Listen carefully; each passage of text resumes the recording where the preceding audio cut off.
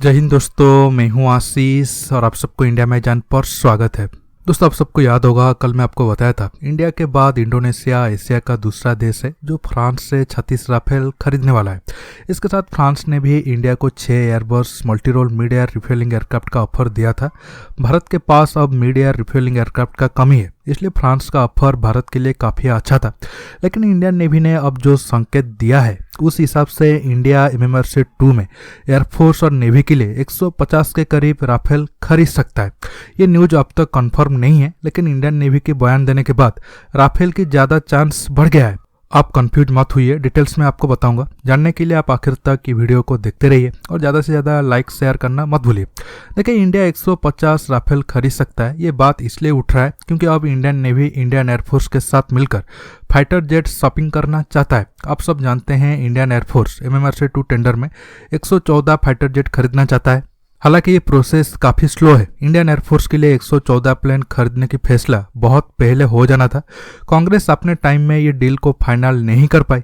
अब की सरकार आने के बाद 36 राफेल तो खरीदा गया, लेकिन 114 प्लेन खरीदने की फैसला अब भी फंसा हुआ है। कहा जा रहा है कि अब बहुत जल्द MMRC 2 के तहत लास्ट 2 प्लेन को सिलेक्ट कर दिया जाएगा, फिर उनमें से फाइनल 1 प्लेन को सिलेक्ट करके 114 प्लेन के ऑर्डर दे दिया जाएगा। तो अब इस रेस में राफेल सबसे आगे है। हालांकि रूस की MiG-35, अमेरिका की F-21, F-15 इस रेस में है, लेकिन राफेल इस रेस में आगे इसलिए बताया जा रहा है, एक तो भारत पहले से ये सब प्लेन को नज़रअंदाज करके 36 राफेल खरीदने की फैसला लिया था। इसके साथ इंडिया अपने हिसाब से राफेल में चेंजेस कर चुका है। अब अगर भारत नेक्स्ट बैच के राफेल की तरफ जाएगा, ज़्यादा टाइम नहीं लगेगा इंडिया रिलेटेड चेंजेस में और कॉस्ट भी कम पड़ेगा। इसके साथ एक एयरफोर्स में जितने अलग अलग प्लेन होंगे और वो भी अलग अलग देश की, तो मुश्किल बढ़ जाता है ऑपरेट करने में। ऐसे में यह अच्छा है अगर इंडिया पहले से राफेल लिया है तो अब भी इंडिया MMRC 2 टेंडर में राफेल को ही सिलेक्ट करे। लेकिन दोस्तों, इंडियन गवर्नमेंट का कोई ठीक ठिकाना नहीं है। हमारे देश में हथियार सिर्फ सेना की जरूरत या कहने पर खरीदा नहीं जाता है। हथियार खरीदने में फॉरेन पॉलिसी अहम भूमिका निभाता है। अब अगर इंडिया को लगेगा अमेरिका या रूस के साथ संबंध को मजबूत करना है, फिर आखिर मोमेंट में राफेल के नाम को काटकर ये 2 देशों का फाइटर जेट में से किसी एक को इंडिया खरीद सकता है। लेकिन अब तक इंडियन एयरफोर्स के लिए 114 प्लेन खरीदने की लिस्ट में राफेल आगे चल रहा है। अब आता हूं इंडियन नेवी के ऊपर। देखिए, आप सब जानते हैं इंडियन नेवी के लिए 45 MiG-29 के फाइटर जेट को रूस से लिया था। MiG-29 के की अवेलेबिलिटी रेट बहुत ज़्यादा खराब होने के साथ 2 साल में 4 प्लेन क्रैश हो गया है। इंडिया आगे और 12-14 साल तक MiG-29 के को यूज करने की प्लान बनाया है और INS विक्रांत भी 1 साल के अंदर सर्विस में आएगा।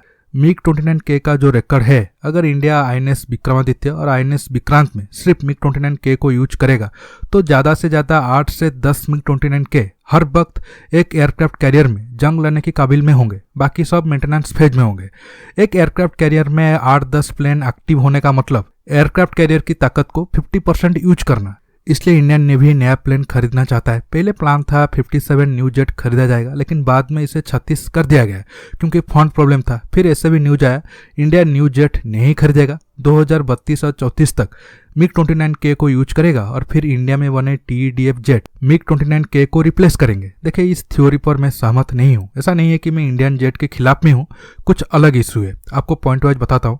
देखिए, ना सिर्फ मेरा, बहुत सारे भारतीय दोस्तों का ये सपना है इंडिया ना सिर्फ खुद का बनाया हुआ एडवांस फाइटर जेट यूज करे, बल्कि दुनिया के और भी देश हमसे फाइटर जेट खरीदने के लिए लाइन लगाए। देखिए, ऐसा तो आगे जरूर होगा और इंडिया अब इस रास्ते में धीरे धीरे अपना स्टेप डाल भी रहा है, स्वदेशी जेट बना रहा है। लेकिन जहां इंडियन नेवी MiG-29 के परफॉर्मेंस से खुश नहीं है, वहां से और एक नया स्वदेशी जेट TDF नेवी को देना क्या सही होगा? देखिए, ये बात किसी से छुपी नहीं है। फाइटर जेट बनाने के मामले में इंडिया का एक्सपीरियंस बहुत कम है, लेकिन इंडिया तेजी से अपने ये कमी को दूर करने के लिए काम कर रहा है, जो अच्छा बात है। इसलिए TDF जब नेवी में आएगा तब उसमें कुछ कमी होना स्वाभाविक है। उस कमी को ठीक भी किया जाएगा। जितना इस्तेमाल होगा तब पता चलेगा कहाँ कमी है और कहाँ ये प्लेन बहुत अच्छा काम कर रहा है। उस वक्त मतलब 2034 और 35 में MiG-29 के का हालत क्या होगा, आप सब अंदाजा लगा सकते हो। क्या हम ऐसे इंडियन नेवी को एक 4-5 साल के एक्सपेरिमेंट फेज में डाल के कमजोर कर सकते हैं? इसलिए मेरा मानना है हम TBDF जरूर बनाएं, लेकिन साथ में 36 न्यू जेट नेवी के लिए जरूर खरीदें, ताकि हम स्वदेशी की तरफ भी जाएंगे और इंडियन नेवी की ताकत भी कमजोर नहीं होगा। एग्जाम्पल आप इंडियन एयरफोर्स को ले सकते हो। अब इंडिया बड़ी संख्या में तेजस इस्तेमाल करेगा, जो मेक इन इंडिया के लिए बहुत सही है, लेकिन तेजस के साथ देने के लिए सुखोई, राफेल और दूसरे जेट भी होंगे। मतलब ट्रांजैक्शन फेज स्मूथली होगा अब इंडियन नेवी के लिए 36 न्यू जेट खरीदने की लिस्ट में F-18 और राफेल सबसे आगे हैं। लेकिन इंडियन नेवी के नया बयान के बाद नेवी के लिए भी राफेल की चांस बढ़ गया है। कैसे आपको बताता हूँ। देखिए, इंडियन नेवी एयरफोर्स के साथ मिलकर फाइटर जेट खरीदने की फैसला इसलिए लिया है ताकि जब एक साथ मिलकर 150 के करीब प्लेन खरीदेंगे तो इंडिया को ज़्यादा लाभ हो और कॉस्ट कम होने से लेकर और भी कई सारे फायदा होगा। लेकिन ये थ्योरी तब अप्लाई होगा जब इंडियन नेवी और एयरफोर्स सेम कंपनी के फाइटर जेट के लिए इंटरेस्टेड हो, नहीं तो कुछ ज़्यादा फायदा नहीं होगा। इसलिए नेवी के बयान देने के बाद ये अटकल तेज हो गया है। इंडियन एयरफोर्स और नेवी के लिए 150 के करीब राफेल को ही चुना जाएगा। लेकिन दोस्तों, जैसे शुरू में मैं आपको बताया था, इंडिया फॉरेन पॉलिसी को ध्यान में रखते हुए आखिर मोमेंट में डिसीजन चेंज भी कर सकता है। दोस्तों, आज की वीडियो में बस इतना ही। आपको ये वीडियो कैसा लगा नीचे कमेंट बॉक्स में कमेंट करके बताइए।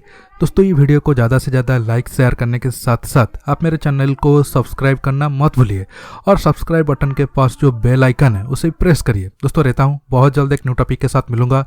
नमस्कार, जय हिंद।